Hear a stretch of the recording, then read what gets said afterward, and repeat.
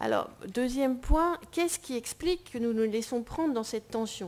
Quel est en quelque sorte le ressort de cette tension?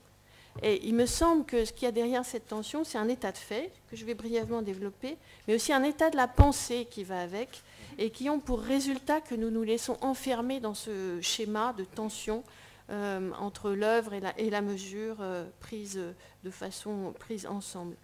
L'état de fait, il nous est donné au plus profond par les normes comptables. Les normes comptables sont les règles appliquées par toutes les entreprises du monde pour savoir ce qui est un produit, une charge, et pour donner de la valeur. Et c'est ce qui fournit la grammaire de l'économie au quotidien. Alors, dans la comptabilité, le travail, ce n'est pas une valeur. Qu'elle soit en voie de disparition ou de renouveau, ce n'est pas le sujet, c'est une charge qui vient peser négativement sur les comptes de l'entreprise. Le travail, dans les comptes, au plan financier, il est moins bien traité qu'une machine qui vient ajouter de la valeur au bilan de l'entreprise. Il est juste un peu mieux traité qu'un consommable.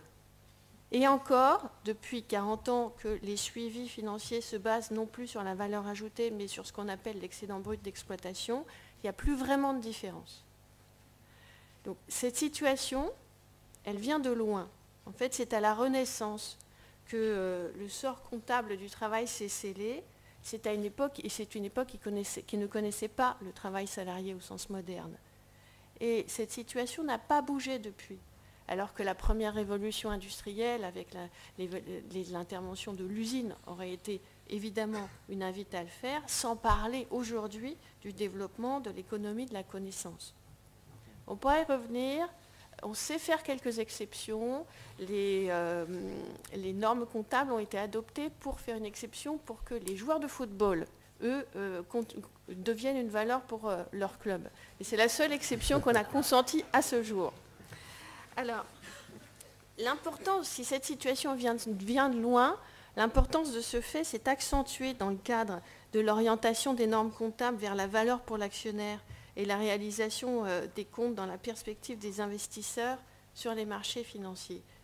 Ça, c'est un schéma qui s'est imposé autour des années 2000 et qui organise une hiérarchie des marchés avec les marchés financiers qui dominent puisque ce sont les marchés des biens et services. Donc le fonctionnement des entreprises se fait dans la perspective des marchés financiers, ce qui a pour effet de reléguer le marché du travail au rang de marché d'ajustement du marché des biens et services.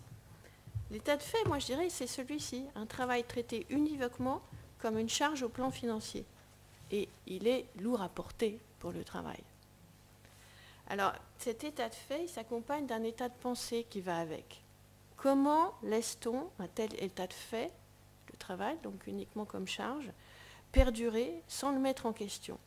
Et c'est là qu'intervient la philosophie, en tout cas c'est ce que je voudrais vous montrer, c'est que cet état de fait, il est lié à un état de pensée que j'appellerais, moi, le kantisme de tous les jours, et qui continue largement à dominer nos modes de pensée.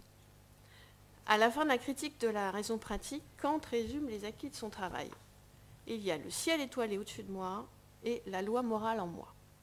En d'autres termes, il y a d'un côté le monde des faits, qui se traite par des chiffres et des équations, et de l'autre, le monde des principes moraux, dans lequel il ne faut en aucun cas faire entrer le moindre calcul.